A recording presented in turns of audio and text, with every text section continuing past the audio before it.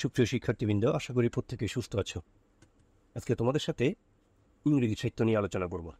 তো আমাদের চাকরি পরীক্ষাগুলোতে বিশেষ করে বিসিএস এবং ব্যাংক, পাশাপাশি প্রাইমারি শিক্ষক নিয়োগ পরীক্ষায় ইংরেজি সাহিত্য যে পাঠটি থেকে প্রচুর প্রশ্ন আসতে দেখা যায়।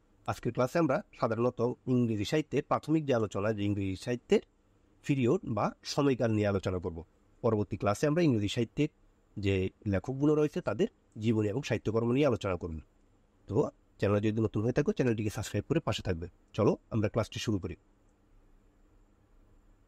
প্রথমেই আমরা জেনে নিই যে ইংরেজি সাহিত্যের সময়কাল। প্রথমেই হচ্ছে দ্য ওল্ড ইংলিশ পিরিয়ড, অর্থাৎ ইংরেজি সাহিত্যের প্রাচীন যুগ। ইংরেজি সাহিত্যের প্রাচীন যুগ ধরা হয় 450 থেকে 1066 সময়কালকে বলা হয় ইংরেজি সাহিত্যের প্রাচীনকাল বা দ্য ওল্ড ইংলিশ পিরিয়ড। এই যুগকে আবার দ্য অ্যাংলো স্যাক্সন পিরিয়ডও বলা হয়। তাহলে ইংরেজি সাহিত্যের প্রাচীন যুগকে আবার দ্য অ্যাংলো স্যাক্সন পিরিয়ড বলা হয়। স্যাক্সনদের ভাষা ছিল জার্মান ভাষা। এই সময় ইংল্যান্ড জার্মানির স্যাক্সনদের অধীনে ছিল। তাহলে ইংরেজি সাহিত্যের যে প্রাচীন যুগ ছিল, ওই সময় ইংল্যান্ড জার্মানির যে স্যাক্সন ছিল তাদের অধীনে ছিল, আর স্যাক্সনদের ভাষা ছিল জার্মান ভাষা। এই সময় যে কবিগণ ছিলেন বা কবি সাহিত্যিক ছিলেন তাদের মধ্যে রয়েছে Caedmon, Saint Venerable Bede, King Alfred the Great এবং ক্যানে উলফ। তাহলে এগুলো ছিল প্রাচীন যুগের বা ইংরেজি সাহিত্যের প্রাচীন যুগের কবি সাহিত্যিকগণ। এরপর রয়েছে দ্য মিডল ইংলিশ পিরিয়ড, অর্থাৎ ইংরেজি সাহিত্যের মধ্যযুগ, যার সময়কাল হচ্ছে 1066 থেকে 1500 সাল পর্যন্ত। ইংরেজি সাহিত্যের এই যুগকে 3টি পর্যায়ে ভাগ করা হয়েছে। সেগুলো হচ্ছে, প্রথম হচ্ছে যে দ্য অ্যাংলো নরম্যান পিরিয়ড, যেটি 1066 থেকে 1340 সাল পর্যন্ত। এই সময় ইংল্যান্ড ফ্রান্সের নরমানদের অধীনে ছিল। এরপর রয়েছে দ্য এজ অফ চৌসার, এটি ছিল 1066 থেকে 1400 সাল পর্যন্ত, যা চতুর্দশ শতাব্দীর অন্তর্গত।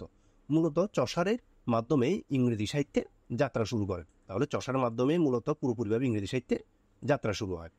এরপর রয়েছে যে ব্যারেন এজ অথবা ডার্ক এজ। তাহলে ব্যারেন এজ হচ্ছে 1400 থেকে 1485 এবং ডার্ক এজ 1400 থেকে 1500, অর্থাৎ ব্যারেন এজ অথবা ডার্ক এজ নামে এটি কি করা হয়, আখ্যায়িত করে। তাহলে এই 3টি পর্যায়ে মধ্যযুগকে বিভক্ত করা হয়েছে।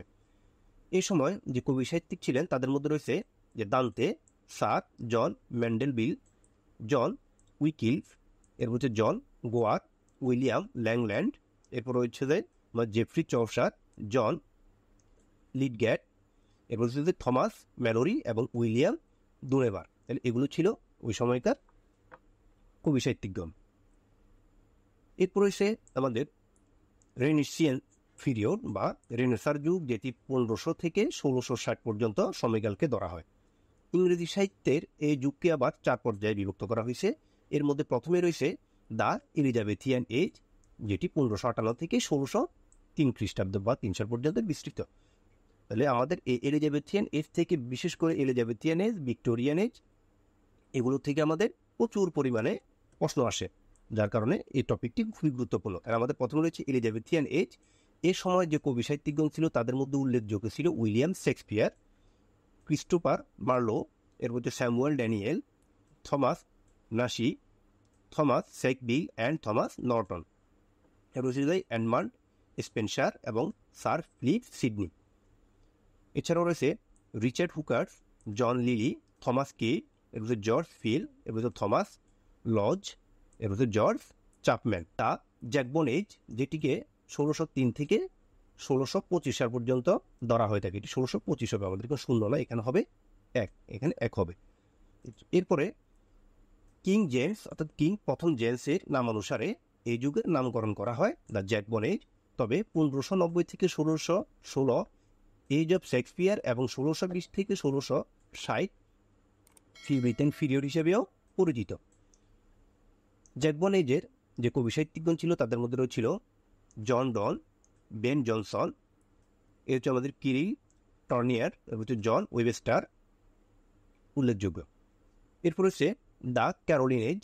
দ্য ক্যারোলিন এজ সময়কাল হচ্ছে 1625 থেকে 1649, আর কিং চার্লসেস, অর্থাৎ প্রথম কিং চার্লসেস এর নামানুসারে এই যুগের নামকরণ করা হয়।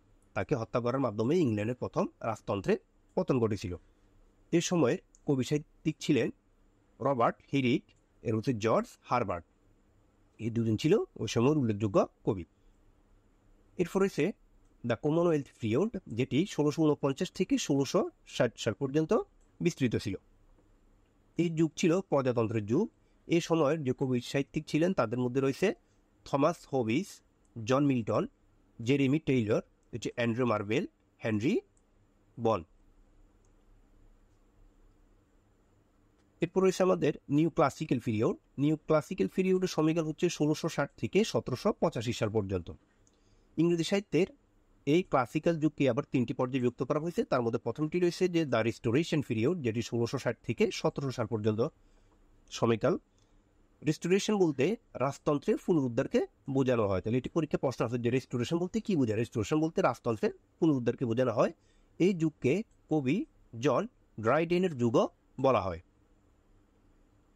এই সময় যেই সকল কবি সাহিত্যিক ছিলেন তাদের মধ্যে রয়েছে স্যামুয়েল বাটলার, জন ব্যানিয়ান, এরপর রয়েছে জন ড্রাইডেন, জন লকি, হচ্ছে উইলিয়াম উইচারলি, থমাস ওটোয়ে, এরপর হচ্ছে নাতানিয়েল। এগুলো ছিল উল্লেখযোগ্য কবি সাহিত্যিক।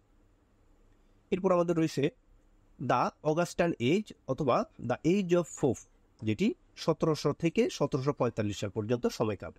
এই কালকে কবি আলেকজান্ডার পোপের যুগও বলা হয়ে থাকে। তাহলে দ্য অগাস্টান এজ অথবা দ্য এজ অফ পোপ, এটিকে বলা হয় আলেকজান্ডার পোপের যুগ। এই সময়ে যে সকল কবি সাহিত্যিক ছিলেন তাদের মধ্যে রয়েছে ড্যানিয়েল ডিফোই, এরপর হচ্ছে Alexander Pope, William Congreve, Richard Steele, এরপর হচ্ছে জোসেফ এডিসন, স্যামুয়েল রিচার্ডসন, এরপর হচ্ছে জেমস থমাস। এগুলো ছিল উল্লেখযোগ্য কবি সাহিত্যিক। এরপর হচ্ছে দ্য এজ অফ সেন্সিবিলিটি, যেটি 1745 থেকে 1785 অথবা 1798 সাল পর্যন্ত বিস্তৃত। এই যুগকে দ্য এজ অফ জনসন অথবা দ্য এজ অফ রিজন অথবা ট্রানজিশন যুগও বলা হয়ে থাকে। তাহলে দ্য এজ অফ সেন্সিবিলিটি, এটিকে দ্য এজ অফ জনসন অথবা দ্য এজ অফ রিজন এবং ট্রানজিশন যুগও বলা হয়ে থাকে। এই সময়ের কবি সাহিত্যিকরা ছিলেন বেঞ্জামিন ফ্রাঙ্কলিন, হচ্ছে Henry fielding, Samuel Johnson, Thomas Gray, Oliver Goldsmith, এর হচ্ছে এডমান্ড বার্গ, এর হচ্ছে উইলিয়াম ব্লেক। ওগুলো ছিল উল্লেখযোগ্য কবি সাহিত্যিক। তো আজকে আমাদের ইংরেজি সাহিত্যের যুগের ক্লাস অতটুকু ছিল। আমাদের আরও কিছু যুগ রয়ে গেছে ইংরেজি সাহিত্যে, বিশেষ করে রোমান্টিক পিরিয়ড। তো আমরা পরবর্তী ক্লাসে ইংরেজি সাহিত্যের সময়কাল নিয়ে আলোচনা করব এবং পাশাপাশি গুরুত্বপূর্ণ যে সকল আমাদের কবি সাহিত্যিক রয়েছে তাদের জীবনকাল এবং তাদের সাহিত্যকর্ম নিয়ে আলোচনা করব। তো ক্লাসটি যদি ভালো লাগে চ্যানেলটিকে সাবস্ক্রাইব করে পাশে থাকবে। সবাই সুস্থ ও ভালো থাকবে। আল্লাহ হাফেজ। সুপ্রিয় শিক্ষার্থী